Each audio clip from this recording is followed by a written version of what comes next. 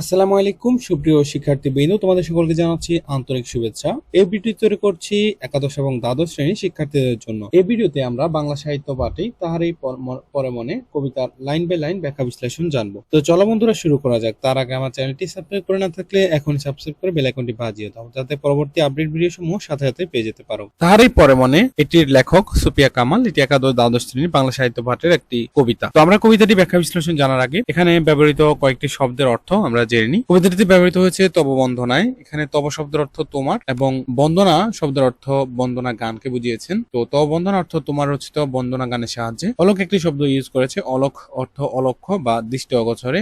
পাথার অর্থ ক্ষেত্রে সমুদ্রকে বুঝিয়েছেন। পুষ্পারতি বা ফুলেল বন্দনা বা নিবেদন। আরতি অর্থ বন্দনা বা নিবেদন এবং পুষ্পত ফুল অর্থাৎ ফুলেল বন্দনা বা নিবেদন। মাধবী অর্থাৎ বাসন্তী লতা বা তার ফুলকে বুঝিয়েছেন। কুহিলি অর্থ কুয়াশা। উত্তরীয় চাদর বা উত্তরীয়। আরেকটি শব্দ ইউজ হয়েছে সমীর, যার অর্থ বাতাসকে বুঝিয়েছেন। আমাদের কবিতাটির প্রথম লাইন, হে কবি নীরব কেন, ফাগুন যে এসেছে ধরায়, বসন্তে বরিয়া তুমি লবে না তব বন্দনায়। তো এটির ব্যাখ্যা হচ্ছে, এখানে কবির শুভাকাঙ্ক্ষী কবিকে বলছেন, কবি আপনি চুপ করে আছেন কেন, ফাগুন যে ধরায় অর্থাৎ পৃথিবীতে এসে গেছে, বসন্তকে তুমি বন্দনা অর্থাৎ প্রশংসা করে, বরিয়া অর্থাৎ বরণ করে নিবে না। পরবর্তী লাইন, কহিল সে স্নিগ্ধ আখি তুলি, দক্ষিণ দুয়ার গেছে খুলি, বাতাবি লেবুর ফুল ফুটেছে কি আমের মুকুল, দক্ষিণা সমীর তার গন্ধে গন্ধে হয়েছে কি অধীর আকুল। কবিতার সুন্দর চোখ দুটি তুলে বলল, দক্ষিণের বাতাস কি বইছে। এখানে সমীর অর্থ বাতাসকে বুঝিয়েছেন। লেবুর ফুল আমের মুকুল ফুটলে আমরা বুঝতে পারি বসন্ত এসেছে। তাই কবি বলছে,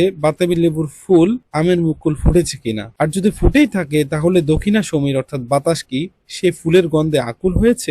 এখনো দেখনি তুমি, কহিলাম কেন কবি আজ এমন উন্মনা তুমি, কোথা তব নব ফুসফুসাজ। কবির কথা শুনে কবির শুভাকাঙ্ক্ষী বলছে, এখনো তুমি দেখনি যে বসন্ত এসে গেছে, কেন এত উদাসীন আজ তুমি, তুমি তোমার ঘর কেন ফুল দিয়ে সাজাওনি, নিজেও ফুলের অলঙ্কারে সাজনি। কহিল সে সুদূরে চাহিয়া, অলখের পাথার বাহিয়া। অলখের মানে অলক্ষ্য বা দৃষ্টি অগোচরে, পাথার তো সমুদ্র। অলখের পাথার বাহিয়া তরি তার এসেছে কি, বেজেছে কি আগমনী গান, ডেকেছে কি সে আমারে, শুনি নাই রাখিনি সন্ধান। কবি বহুদূর তাকিয়ে বলল, অলক্ষের অর্থাৎ সমুদ্রের পরে পার করে তরি অর্থাৎ নৌকা কি এসেছে, বসন্ত আসার সময় কি আগমনের গান বাজিয়েছে, বসন্ত কি কবিকে আমন্ত্রণ জানিয়েছে, যদিও আমন্ত্রণ করে থাকে কবিতা শোনেননি, তার কোনো খোঁজ কবি রাখেননি। কহিলাম ওগো কবি, রচিয়া লহনা আজো গীতি, বসন্ত বন্দনা তব কণ্ঠে শুনি, এ মোর মিনতি তব তোমার, মিনতি আরতি করা বন্দনা বা বন্দনা গান। কবির শুভাকাঙ্ক্ষী এবার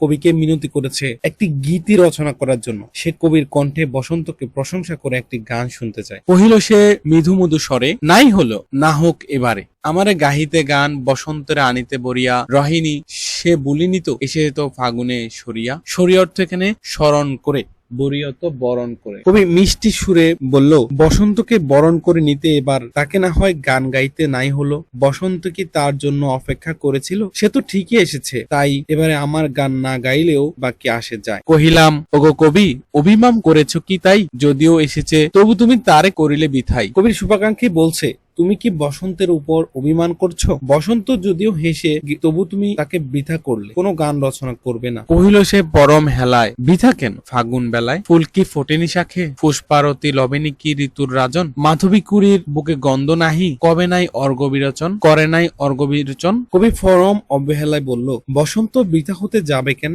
শাখে শাখে কি ফুল ফোটেনি, সেই ফুল কি ঋতুরাজকে বরণ করে নেয়নি। মাধবী কুড়ি, এখানে মাধবী কুড়ি বলতে বাসন্তী লতার ফুলকে বুঝিয়েছেন। মাধবীকুড়ি ফুলের কি গন্ধ নাই, এই ফুল কি তার সৌরভ দিয়ে বসন্তকে বরণ করে নেয়নি, তাহলে বসন্ত বৃথা হয়ে যাবে কেন। হোক তবু বসন্তের প্রতি কেন এই তব তীব্র বিমুখতা, কহিলাম উপেক্ষায় ঋতুরাজে কেন কবি দাও তুমি ব্যথা। কবির শুভাকাঙ্ক্ষী এবার বলছে, যতই ফুল তার সৌরভ দিয়ে বসন্তকে বরণ করুক, তবু তুমি বসন্তের প্রতি কেন এত উদাসীন, কেন তুমি ঋতুরাজকে উপেক্ষা করে তাকে কষ্ট দিচ্ছ। কহিল সে কাছে সরে আসি, কুহিলি উত্তরি তলে মাঘের সন্ন্যাসী গিয়া আছে চলিয়া ধীরে পুষ্প শূন্য দিগন্তের পথে রিক্ত হস্তে তাহারই পরে মনে ভুলিতে পারি না কোনো মতে। কবিতার শুভাকাঙ্ক্ষীর কাছে এসে বলল, কুয়াশার চাদর, অর্থাৎ এখানে কইলে তো কুয়াশার চাদর নিচে যে শীত ধীরে ধীরে চলে যায়, শীতকালে গাছের পাতা ঝরে যায়, প্রকৃতি বসন্তের রূপে সাজলেও কবির মন জুড়ে আছে শীতের শূন্যতার ছবি। শীত যেন সন্ন্যাসীর মতো কুয়াশার চাদর গায়ে পত্র পুষ্পহীন